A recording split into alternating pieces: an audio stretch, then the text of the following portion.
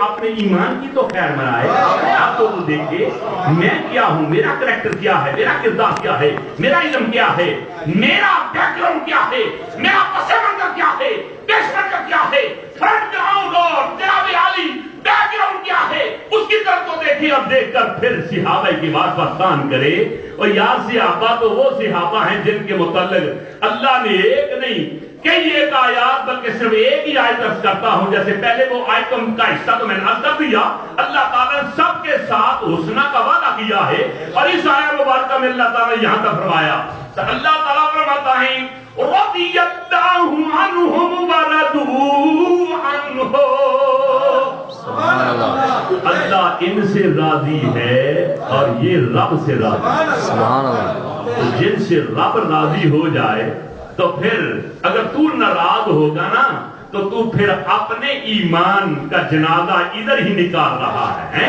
اور اللہ تعالیٰ نے تو ایمان کا سرٹیفکیٹ ان کو دے دیا, اور پھر میرے اور آپ کے آقا علیہ السلام نے کیا فرمایا سنیے میرے بھائیوں. وہ حدیث بھی سرکار کا فرمان موجود ہے.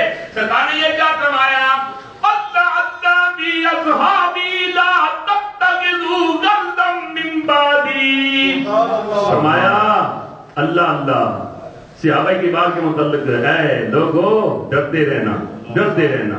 ان کو تم گالیاں نہیں دینی, ان کو تم نے اپنے جناب علی غرض کے کئی معنی ہیں. تم نے جناب علی اپنی اغراض کو اپنا مقمع نظر رکھ کر ان کو نشانہ نہیں بنانا. اب دیکھیے کہ اللہ کا وہ فرمان رضی اللہ ہو اور ادھر نبی پاک کا یہ فرمان اس بات پر دلالت کرتا ہے کہ صحابہ کبار میں سے کوئی بھی صحابی, میرے بھائیوں صحابہ کبار میں سے کوئی بھی صحابی کے تقوی پر, ان کے ایمان پر میرے بھائیوں کوئی بھی ہمیں شک نہیں. یہ آخری بات کر رہا ہوں, اشارہ ہو گیا, میں اور بھی بیان کرنا چاہتا تھا. اب میرے بھائیوں میں پوری تقریر پورے باغ کا نچوڑ دو لفظ میں یہ ہے کہ نفس صحابیت میں تو سب برابر ہیں, لیکن مدارج اور مراتب کے اعتبار سے بعض کو بعض کا فوقیت اور برتری حاصل ہے.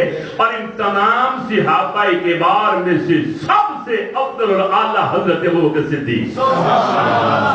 ایک ہی بات ختم کرتا ہوں. حضرت ابوبکر صدیق رضی اللہ تعالی عنہ ان کی افضلیت اور ان کے اعلیٰ ہونے پر سب سے بڑی دلیل یہ ہے کہ نبی پاک نے فرمایا مروا ابا بکر فلیصلی بالناس.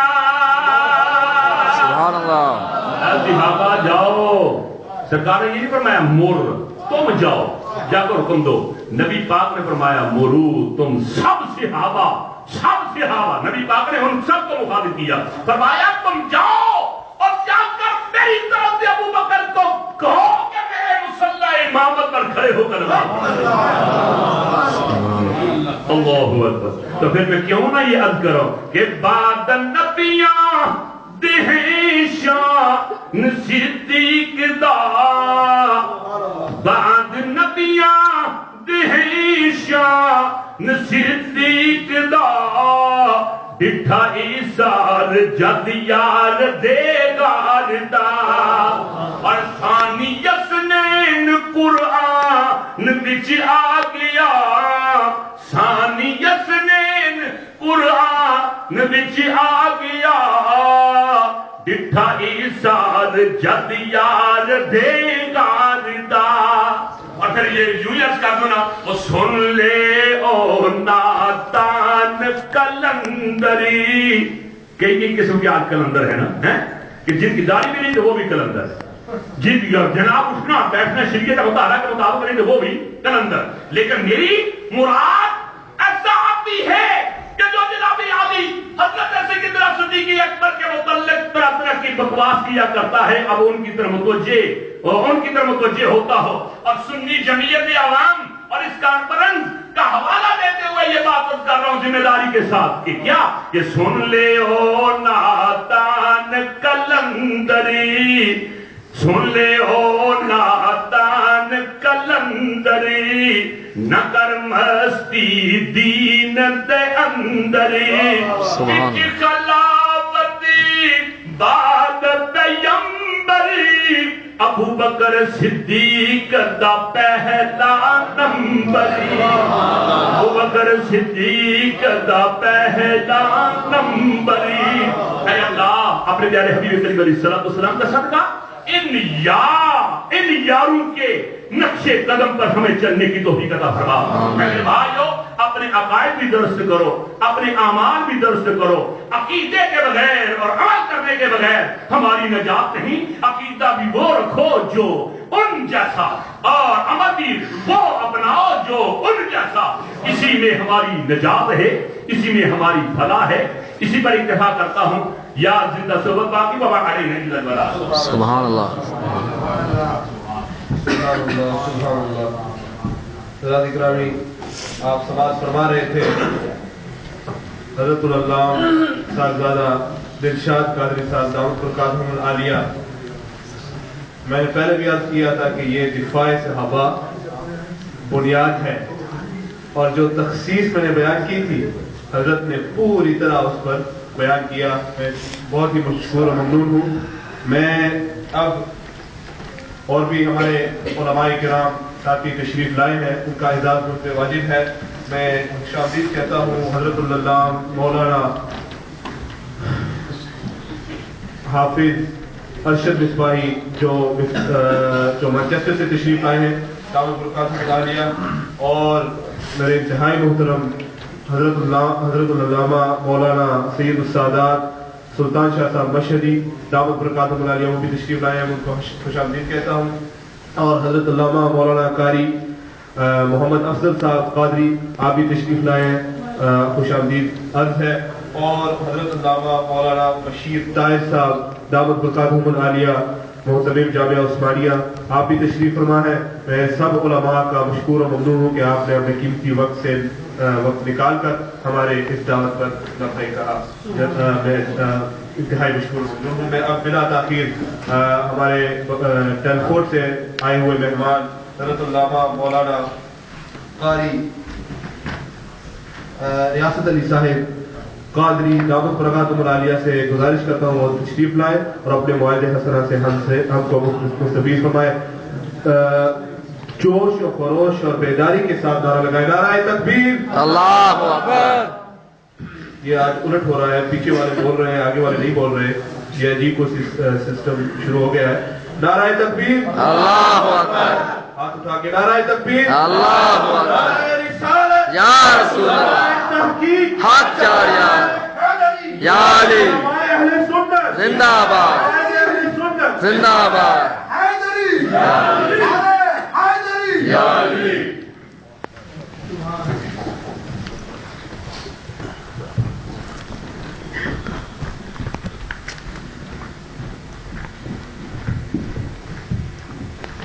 نحمده ونصلي ونسلم على رسوله الكريم أما بعد أعوذ بالله من الشيطان الرجيم بسم الله الرحمن الرحيم والذي جاء بالصدق وصدق به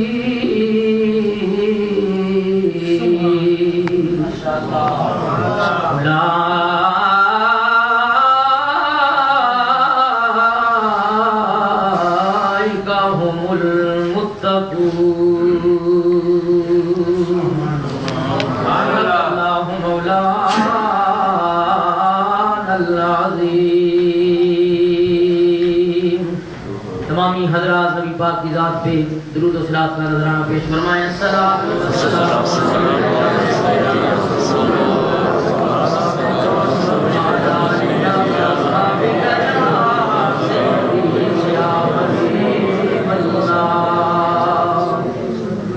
حمد و صلات کے بعد قابل صد احترام علماء اکرام، نہایت واجب الاحترام سامعین و ناظرین اکرام ذوی الاحترام، آج کی محفل صحابہ اکرام خلفاء راشدین کے نام سے مناظر اسلام پیر طریقت رہبر شریعت جناب سید عرفان حسین شاہ صاحب مشہدی، آپ نے اس کا اہتمام فرمایا اور ہر سال یہ کانفرنس منائی جاتی ہے، لوگوں کو بتایا جاتا ہے کہ اہل سنت والجماعت تمام صحابہ کرام کی غلامی کا پٹا گلے میں ڈالے ہوئے عشق مصطفیٰ صلی اللہ علیہ وآلہ وسلم کا پٹا غلامی میں ڈالے ہوئے لوگوں کو یہ بتلا رہے ہیں کہ لوگوں، جب تک صحابہ کرام کی غلامی کا پٹا تمہارے گلوں کے اندر، تمہاری گردنوں کے اندر نہیں ہوگا، اس وقت تک نبی پاک کی محبت کا نام لینا بھی رائے گاہ ہے، اور نبی پاک کی محبت کا زبان سے نام لینا قابل قبول نہیں ہے کہ جن صحابہ نے اپنی جانوں کا بھی نذرانہ حضور کی خاطر قربان کر دیا، تمام تر مال اولاد سب کچھ کملی والے آقا کی خاطر قربان کر دیا، اور وہی بات میں آگے بڑھانا چاہتا ہوں کہ جو علامہ دلشاد صاحب آخر میں کہہ گئے کہ حضرت جناب سیدنا صدیق اکبر رضی اللہ تعالیٰ عنہ خلیفہ بلا فصل ہیں اور تمام صحابہ سے افضل ہیں، جس کی گواہی قرآن کریم دے رہا ہے کہ جن کا ذکر، جن کا تذکرہ قرآن کریم کے اندر رب العالمین فرما رہا ہے۔ کیوں ان کا تذکرہ ہے؟ اس لیے کہ ان صحابہ نے کملی والے آقا کی خاطر اپنی جانوں کا بھی نذرانہ پیش کیا ہے، مالوں کا بھی نذرانہ پیش کیا ہے، اور جناب سیدنا صدیق اکبر رضی اللہ تعالیٰ عنہ کی شان اور ذات وہ ہے، شان یہ ہے کہ حضرت ابوبکر صدیق نے بچپن سے لے کر آخر دم تک کملی والے آقا کی خدمت میں پوری زندگی گزاری، اٹھنا بیٹھنا چلنا پھرنا حضور کی خاطر تھا، اور کملی والے آقا کا ہر عمل حضرت جناب سیدنا صدیق اکبر نے دیکھا ہے۔ جب میرے آقا نے اعلان نبوت فرمایا تو سب سے پہلے جناب سیدنا صدیق اکبر نے اس بات کی تصدیق فرما دی، اور جب رب العالمین نے دیکھا کہ صدیق نے میرے نبی کی ہر بات کی تصدیق کی ہے، تو رب العالمین نے صدیق اکبر کا تذکرہ قرآن پاک کے اندر فرما دیا ہے، جس کی آیت کریمہ گواہی دے رہی ہے کہ جناب سیدنا صدیق اکبر دنیا کے اندر رہ کر محبوب کی ہر بات کی تصدیق فرماتے ہیں۔ رب العالمین صدیق کی ہر بات کی تصدیق قرآن کے اندر فرما دیتا ہے۔ قرآن کریم کے اندر اب فرماتا ہے والذی جاء بالصدق، وہ جو سچ لے کر آئے، والذی جاء بالصدق، وہ ہستی جو سچ لے کر آئے، وصدق بہ، اور جس نے ان کی تصدیق کی، جس نے اس کی تصدیق کی، اولئک ھم المتقون، وہی متقی پرہیزگار ہیں، وہی اللہ سے ڈرنے والے ہیں، جس کی تصدیق کا تذکرہ قرآن کریم کے اندر رب العالمین خود فرماتا ہے۔ اور سچ لے کر آنے والی ہستی، تمام مفسرین اکرام نے لکھا ہے کہ کملی والے آقا علیہ السلام کی ذات بابرکات ہے، اور جن کے بارے میں فرمایا گیا کہ جس نے تصدیق کی، تمام مفسرین اکرام نے لکھا ہے کہ وہ جناب سیدنا صدیق اکبر ہے۔ جناب سیدنا صدیق اکبر وہ آقا علیہ السلام کے دوست یار غمخوار ہیں کہ جنہوں نے بچپن میں بھی ساتھ گزارا ہے، لڑکپن میں بھی ساتھ گزارا ہے، حضور کی غلامی میں ہر وقت ہر لحظہ ہر گھڑی آپ کے ساتھ رہے ہیں۔ آج جنہوں نے نہیں دیکھا وہ کہتے ہیں کہ کملی والے ہمارے جیسے ہیں۔ جناب سیدنا صدیق اکبر سے پوچھا گیا، کملی والے آقا کے ساتھ پوری زندگی گزارنے والے اے ابوبکر صدیق، ہر لحظہ حضور کے ساتھ گزرتا ہے آپ کا، بتلائیں آپ نے اٹھنا بیٹھنا چلنا پھرنا حضور کا دیکھا، آپ نے کیوں نہیں فرمایا کہ نبی پاک ہمارے جیسے ہیں؟ حضرت ابوبکر صدیق فرماتے ہیں نہیں، میں نے حضور کے ساتھ پوری زندگی گزاری ہے، آپ کا چلنا بھی بے مثال دیکھا، آپ کا پھرنا بھی بے مثال دیکھا، آپ کا اٹھنا بھی بے مثال دیکھا، آپ کا بیٹھنا بھی بے مثال دیکھا، حضور کا کھانا پینا بھی بے مثال دیکھا ہے، حضور کی رفتار بھی بے مثال دیکھی ہے، حضور کی گفتار بھی بے مثال دیکھی ہے۔ جس صدیق اکبر نے پوری زندگی کملی والے آقا کی خدمت میں گزاری، انہوں نے ہر عمل حضور کا دیکھ کر فرمایا ہے کہ کملی والے آقا کا ہر عمل بے مثال تھا۔ اور میرے آقا نے فرمایا کہ اے ابوبکر صدیق بتاؤ آپ دنیا کے اندر کون سی خواہش رکھتے ہیں، آپ کو کون سا عمل اچھا لگتا ہے؟ جناب سیدنا صدیق اکبر کی عظمت پہ قربان جاؤں، محبت پہ قربان جاؤں۔ جناب سیدنا صدیق اکبر نے عرض کی یا رسول اللہ، ساری دنیا کے اندر رہ کر پوری زندگی میں اگر کوئی مجھے عمل اچھا لگتا ہے سب سے زیادہ تو میں یہی عمل اچھا سمجھتا ہوں کہ کملی والے آقا کا وضوحا چہرہ ہو، ابوبکر کی آنکھ ہو، ساری زندگی بیٹھ کر دیکھتا رہے۔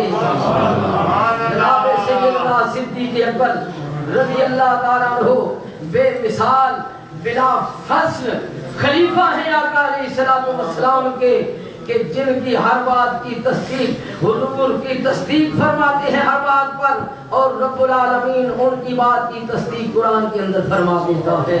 اللہ رب العزت ہمیں صحابہ کی عظمت پہچاننے کی توفیق عطا فرمائے، اللہ ہمیں سارے صحابہ کے نقش قدم پہ چل کر زندگی گزارنے کی توفیق عطا فرمائے۔ آمین و دعوانا الحمدللہ رب العالمین۔